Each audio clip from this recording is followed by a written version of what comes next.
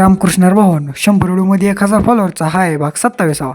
सकाळी भावाचा फोन आला, म्हणला ओरकून गावात आहे, आपल्याला एका ठिकाणी जायचे. भावाचा फोन आला म्हणल्यावर जावंच लागते.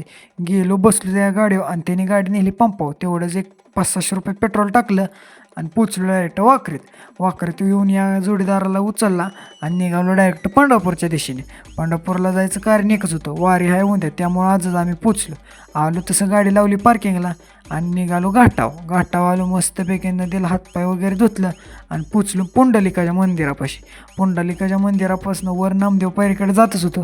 तेवढ्यात जाताना हे अडवालं, ह्यांनी कांदा बटाटे मिरची तसलं कापून दाखवलं. हे काय घ्यायचं नव्हतं आपल्याला. मग टाईम वायपट घालवायचं नाही म्हणून आलो मंदिरापाशी. मस्तपैकी नामदेव पायरीचं दर्शन घेतलं आणि पुचलो आपण गाडी पार्किंग केलेली तिथं. गाडी घेतली आणि तेवढंच एक 7-8 हजाराची औषध घेतली आपल्या भावाच्या शेवग्याला. आणि मग त्यांनी एवढा खर्च केला आहे म्हणलं आपल्याला काही एवढा लय नव्हता. मी बी ही हिरव्या 2 बाटल्या घेतल्या आणि निघालो आपल्या घराच्या दिशेनं.